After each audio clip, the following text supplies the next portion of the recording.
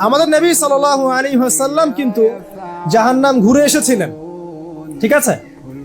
জাহান্নাম ঘুরে এসে তিনি দেখেছেন জাহান্নামের ম্যাক্সিমাম অধিবাসী হচ্ছে এই উম্মতের মেয়েরা। এটা যখন আগে আমরা পড়তাম মিলাতে পারতাম না কেন এই অবস্থা হতে পারে, কিন্তু এখন বাইরে বের হলেই আমরা মিলাতে পারি, এটাই কাম্য ছিল। আমার কথা বোঝার জন্য আপনারা অ্যাডাল্ট সবাই আপনারা বুঝবেন। নবীজি বলেছেন দুই শ্রেণীর সিনফান মিন আহলিন নার, দুই শ্রেণীর জাহান্নামী আছে, আমি কোনোদিনও তাদেরকে দেখি নাই। মানে নবীর যুগে তারা ছিলেন না। এক, এমন এক শ্রেণীর মানুষ যাদের হাতে লাঠি থাকবে, লাঠি, যারা মানুষকে খুব পিটাবে, এখনকার যে টর্চার গুলা করা হয় দেখেন। আর এক শ্রেণী হচ্ছে নিসাউন কাসিয়াতুন আরিয়া, এমন এক শ্রেণী যারা হচ্ছেন মহিলা, নিসাউন মহিলা, কাসিয়াতুন যারা কাপড় পরবে, আরিয়াতুন তারপরেও নগ্ন থাকবে। আপনারা এখন বুঝতে পারছেন আমি কি বলতে যাচ্ছি। দুই শ্রেণীর মানুষকে আমি দেখি নাই, নবীজি বলছেন দুই শ্রেণীর মানুষকে আমি দেখি নাই। এক শ্রেণী যাদের হাতে লাঠি থাকবে, যারা মানুষকে প্রচন্ড প্রহার করবে, এক। দুই, নিসাউন মহিলা, অর্থাৎ এই উম্মতের মহিলা। এটা কিন্তু আগের উম্মতের মহিলাদের কথা বলা হচ্ছে না, এই উম্মতের মহিলা। কাসিয়াতুন তারা কাপড় পরবে ঠিকই, বাট আরিয়াতুন তারপরেও তারা নগ্ন থাকবে।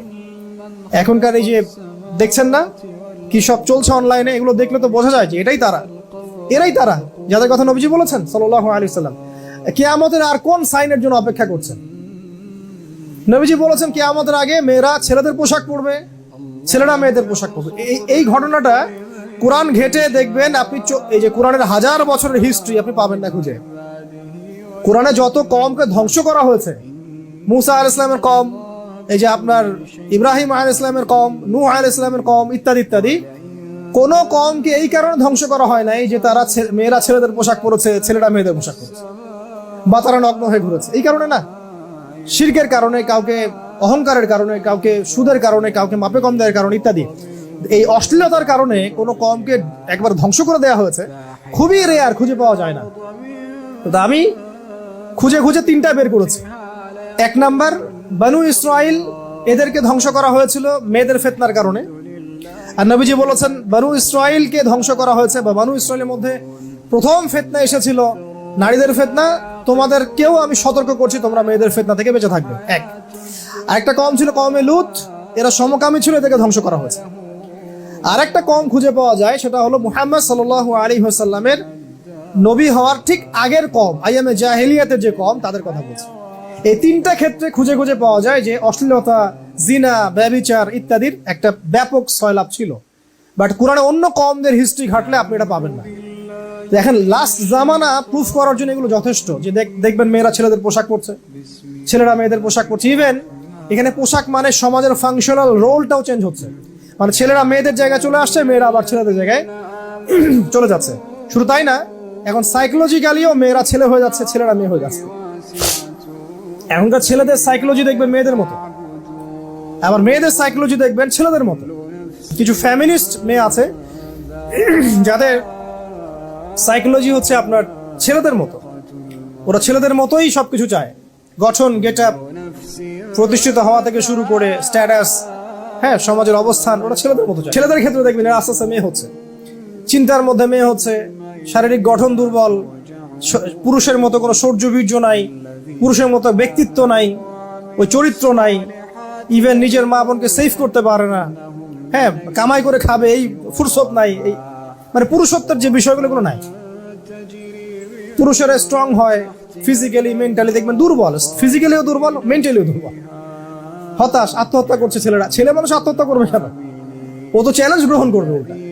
তো দেখবেন ছেলেরা সাইকোলজিক্যালি মেয়ে হচ্ছে, আর মেয়েরা সাইকোলজিক্যালি দেখবেন ছেলেদের মতো অ্যাটিটিউড করছে। সো এই পোশাক মানে কিন্তু শুধু এক্সটার্নাল পোশাক না, বরং ইন্টারনাল একটা পোশাকও আছে এখানে। তারপরে আসেন যে লাস্ট জামানা বোঝার জন্য এই হাদিস যথেষ্ট, যে এক শ্রেণীর মেয়ে বের হবে যারা ছেলেদের পোশাক পরে ঘুরবে এবং পোশাক পরেও নগ্ন থাকবে। এদেরকে আমি দেখি নাই, মানে এরা নবী সাল্লাল্লাহু আলাইহি ওয়াসাল্লামের যুগে তারা ছিল না, এরা শেষ জামানায় বের হবে। প্রত্যেক market, shopping malls, even school, college, ইউনিভার্সিটিতে যান, এই চিত্র আপনি দেখতে পারবেন।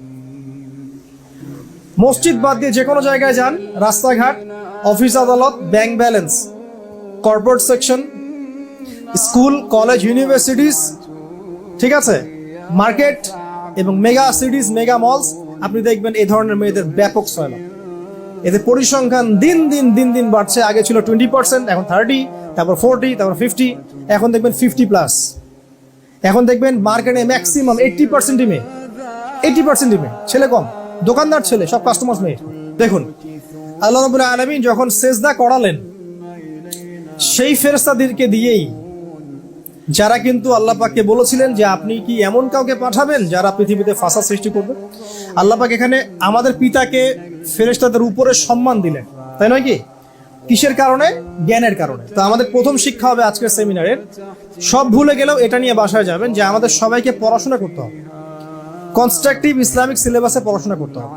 সিলেবাসটা কেমন হবে আমি সাবজেক্ট বলে দিই।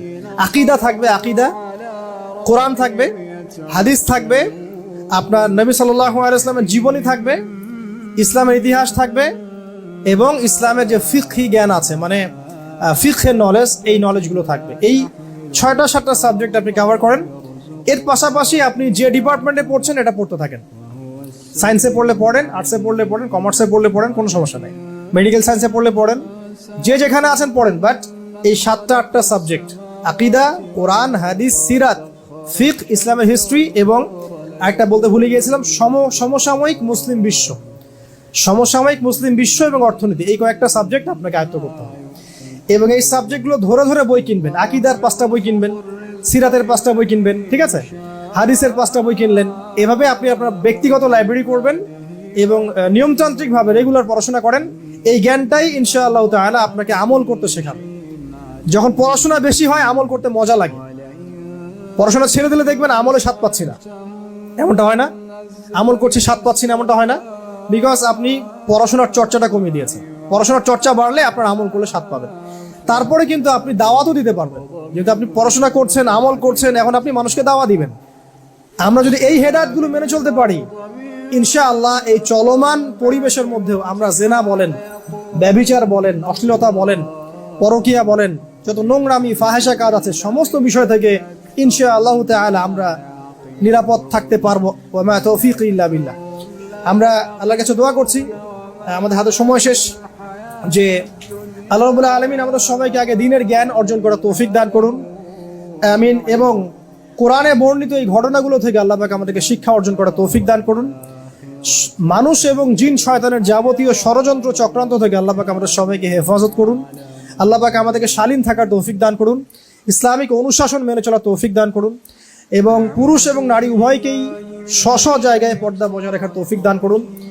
এবং শেষ জামানায় মেয়েদের মধ্যে যে ফিতনা ছড়িয়ে পড়বে, যেমন বেপরদামি ছড়িয়ে পড়বে, এমন পোশাক তারা পরবে যেগুলো পরেও তারা নগ্ন থাকবে, হ্যাঁ, তাদের মধ্যে জাহিলিয়াতের আচরণ প্রকাশ পাবে, ফাংশন চেঞ্জ হবে, ছেলে মেয়ের পোশাক পরিবর্তন হবে, এই ফিতনাগুলো থেকে আল্লাহ পাক আমরা সবাইকে হেফাজত করুন, আমিন।